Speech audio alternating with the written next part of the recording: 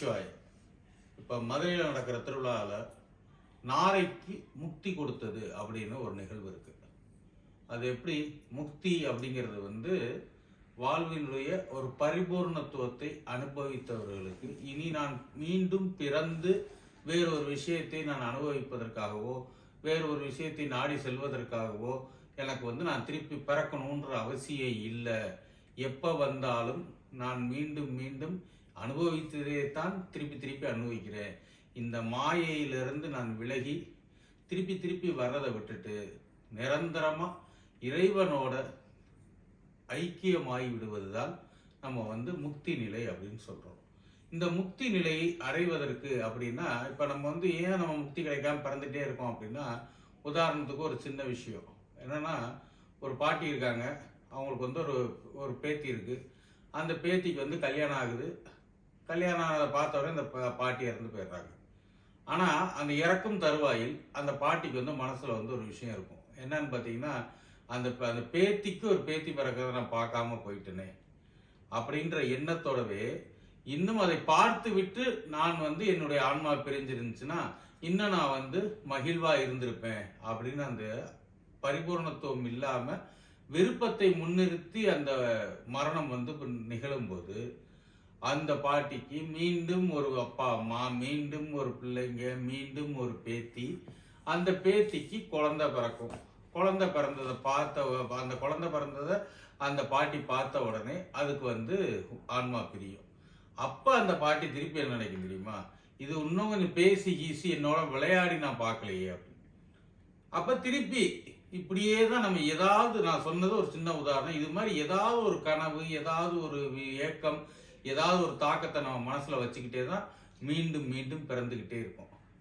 ஆனா 5 அறிவு கொண்ட இந்த நாரை என்ற ஒன்று தன் வாழ்வில் எப்ப பார்த்தாலும் காலையில் எழுந்திரிக்கிறோம், ஏதோ ஒரு உயிரை கொண்டு சாப்பிட்றோம், அடுத்து இனப்பெருக்கம் செய்கிறோம், அடுத்து இப்படியே வாழ்ந்துட்டே இருக்கோமே அப்படின்னு அந்த நாரையாகிய 5 அறிவு உள்ள ஜீவனுக்கு இனி நான் வாழ்ந்து என்ன செய்ய போறேன், எனக்கு இந்த பிறவியில நான் பார்க்க வேண்டிய விஷயங்கள் எல்லாத்தையும் பார்த்துட்டேன், கேட்க வேண்டிய விஷயங்கள் எல்லாத்தையும் கேட்டுட்டேன், அனுபவிக்க வேண்டிய விஷயங்கள் எல்லாத்தையும் அனுபவிச்சுட்டேன்.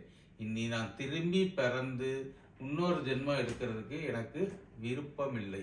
அதனால நான் உன்னுடையவே ஐக்கியமாகிக் கொள்கிறேன் அப்படின்னு சொல்லி எந்த ஒரு எதிர்பார்ப்பும் இல்லாமல் பூரண சரணாகதியாக இறைவனை நாடி நின்ற நாரைக்கு இறைவன் அதற்கு முக்தி பேர் அருள்வதுதான் இந்த நாரைக்கு முக்தி கொடுத்த அந்த திருவிளையாடல். இந்த திருவிளையாடலை குறித்து கதைகள் என்ன வேணா சொன்னாலும் இந்த கதைகளுடைய உட்கருத்து என்ன அப்படின்னு பார்த்தீங்கன்னா, நம்மளுக்கு இப்ப கிடைக்கிறது தான் எப்பயுமே கிடைச்சிக்கிட்டு இருந்துச்சு. பணக்காரனா வாழ்ந்தா நம்மளுக்கு அதெல்லாம் கிடைச்சிரும், ஏழையா வாழ்றனா நம்மளுக்கு இதெல்லாம் கிடைக்கல அப்படிங்கிறது வெளியில இருக்கக்கூடியது. ஆனா எல்லாருக்கும் ஆத்மார்த்தமா ஒண்ணு கிடைக்கிறது அப்படின்னா அது இந்த மனசு நிம்மதி, ஆத்ம திருப்தி அப்படின்னு ஒண்ணுதான். இந்த வெளியில இருக்கிறத வச்சு பார்த்துக்கிட்டே இது மாதிரி வாழல அது மாதிரி வாழலன்னு பார்த்தாலும் மொத்தமா வாழ்வினுடைய மொத்த எசன்ஸையும் புழிஞ்சு ஒரு சொட்டை ஆக்கி அதை பார்த்தீங்கன்னா வாழ்க்கையை நீங்க திருப்தியா வாழ்ந்தீங்களான்னு தான்.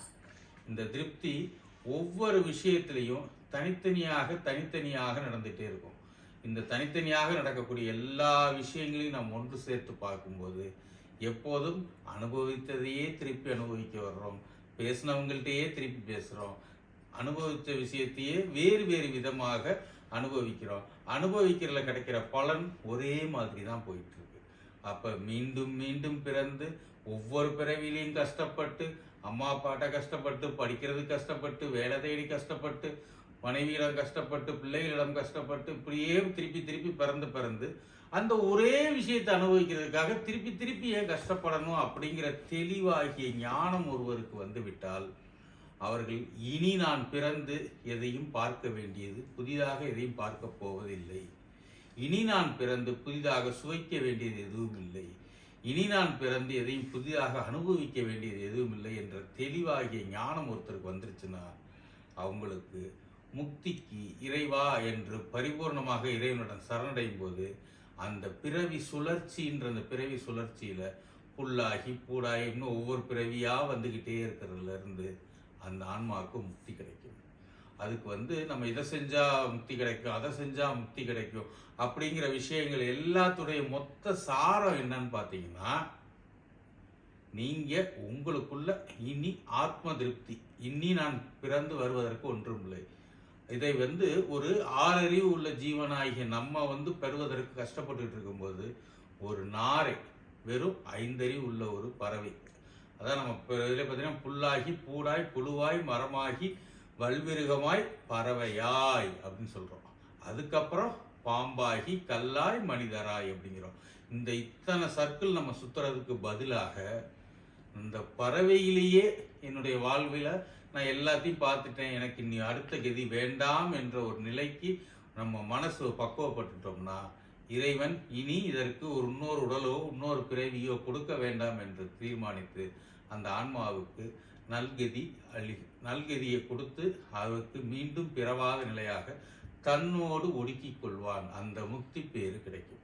இதை உணர்த்துறதுக்கு தான் நாரைக்கு முக்தி கொடுக்கிற என்ற நிகழ்வின் வழியாக ஒவ்வொரு வருடமும் திருப்திப்படு, கிடைக்கிற விஷயத்துல உனக்கு கிடைச்ச மாதிரி யாருக்கும் கிடைக்கல, அது எல்லாத்தையுமே பூரணமாக அனுபவித்து அது என்றும் எப்போதும் எதுவுமே அப்படியே இருக்காது, அது அப்படியே மாறிக்கிட்டே தான் இருக்குன்ற மெய்ப்பொருளை உணர்ந்து வாழ் அப்படின்னு சொல்லி இறைவன் நம்மளை இட்டு செல்வதற்கு அந்த திருவிளையாடல் வழியாக அவன் நேரே வந்து ஒவ்வொரு உயிருக்கும் உணர்த்திக்கிட்டே இருக்கான்.